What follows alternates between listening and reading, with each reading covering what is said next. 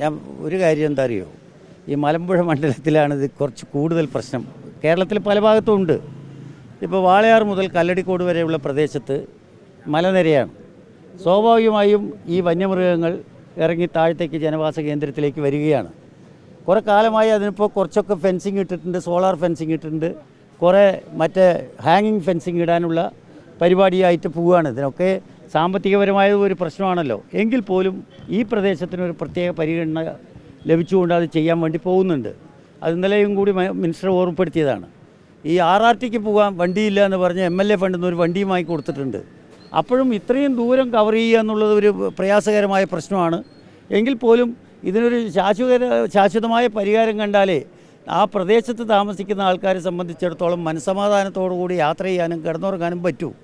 ഇത് ഗവൺമെൻറ്റിനെ അറിയാണ്ടല്ല. പക്ഷേ കേന്ദ്ര ഗവൺമെൻറ്, കേന്ദ്ര നിയമം എന്ന് പറയുന്നത് ഇതിനൊരു ചില പ്രശ്നങ്ങളാണ്. എങ്കിൽ പോലും നമ്മുടെ അനധിവിദൂരമല്ലാത്ത ഭാവിയിൽ നമ്മുടെ ഈ മേഖല മുഴുവൻ വാളയാർ മുതൽ കല്ലടിക്കോട് വരെയും മണ്ണാർക്കാട് പ്രദേശത്തും കുറേ പ്രശ്നങ്ങളുണ്ട്. അത് ഹാങ്ങിങ് ഫെൻസിങ് ഇടാനുള്ള തീരുമാനമായിട്ടുണ്ട്. അത് ഞങ്ങളൊക്കെ കൂടി ഇടപെട്ട് പരമാവധി കഴിയുന്നതും വേഗം ചെയ്യാം.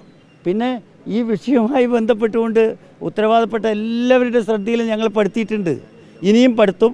എന്നാൽ ഇപ്പോൾ ഈ ഫോറസ്റ്റുകാർക്ക് പുറമെ പോലീസുകാരെ അടക്കം ഉപയോഗപ്പെടുത്തി അതിനെ നാട്ടുകാരെ സഹായിക്കാനുള്ള ഏർപ്പാട് ഉണ്ടാക്കാമെന്ന് മന്ത്രി ഉറപ്പ് നൽകിയിട്ടുണ്ട്.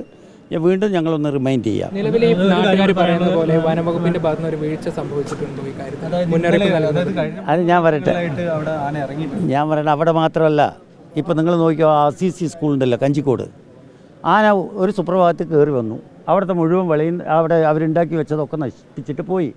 അതേ സമയത്താണ് ചുള്ളിമടയിൽ ആ LP സ്കൂളിൻ്റെ പിന്നാലെ വന്ന് അവർ നിന്നത്. അപ്പോൾ സ്വാഭാവികമായും ആന എന്ന് പറയുമ്പോൾ മുകളിൽ കയറ്റി വിട്ടാലും അത് പോകുന്നില്ല. അത് അനാസ്ഥ എന്ന് പറഞ്ഞാൽ അവർക്ക് പരിമിതമായ സ്റ്റാഫ്, പരിമിതമായ സൗകര്യം, ഇതൊക്കെ വെച്ചിട്ടാണ് അവരിത് ചെയ്യണം. ഞാൻ അതുകൊണ്ടാണ് പറഞ്ഞത്, എന്നാലാകുന്നത് എന്താണെന്ന് ചോദിച്ചാൽ ഒരു വാഹനം വാങ്ങിക്കൊടുക്കലാണ്. ആ വാഹനം വാങ്ങിക്കൊടുത്തിട്ടുണ്ട്, അത് ഉപയോഗിക്കണമുണ്ട് അവർ. അപ്പോൾ കുറേ നീണ്ടു കിടക്കുന്ന പ്രദേശമല്ലേ. അതിൻ്റെ ജനവാസ മേഖലയിലേക്ക് ആന എത്തുമ്പോൾ അതുമായി ബന്ധപ്പെട്ട ഒരു മുന്നറിയിപ്പ് ജനങ്ങൾക്ക് നൽകുക എന്നൊരു ചുമതലയുണ്ടല്ലോ, അത് നടന്നിട്ടില്ല എന്നുള്ളത്. അതെങ്ങനെ ഈ കാട്ടിൽ നിങ്ങളാണെങ്കിൽ എന്ത് ചെയ്യും? ഞാൻ നിങ്ങളെ കുറ്റം പറയല്ല, കഴിയാത്തൊരു പ്രശ്നമാണ്. എത്ര കിലോമീറ്റർ, 10-24 കിലോമീറ്റർ നീണ്ടു നടക്കുന്ന പ്രദേശത്ത് ഒരു ആനക്കൂട്ടം താഴ്ത്തിറങ്ങിയാൽ ഇത് അതിന് കയറ്റിവിട്ടാൽ ഇത് മറ്റത് അപ്പുറത്ത് പോകുന്നു. അതാണ് ഞാൻ പറഞ്ഞത്, പരിമിതമായ സ്റ്റാഫ്. ഇപ്പോൾ പോലീസ് ഫോഴ്സ് അടക്കം ഉപയോഗപ്പെടുത്താൻ വേണ്ടി മിനിസ്റ്റർ ഇടപെട്ടുകൊണ്ടിരിക്കുന്നുണ്ട്, ചെയ്തു തരാം എന്ന് പറഞ്ഞിട്ടുണ്ട്. അതാണ് ഇന്ന് രാവിലെ ഈ സംഭവത്തിന് ശേഷം മാത്രമാണ് കാട്ടാന 3 ദിവസമല്ല കുട്ടി, കുറേ ദിവസമായിട്ട് അവിടെ നിൽക്കുന്നുണ്ട്. ഇതിപ്പോൾ ഒരു കാട്ടാന 13 അപ്പുറത്ത് നിൽക്കുന്നത് ചുള്ളിമട ഭാഗത്ത്.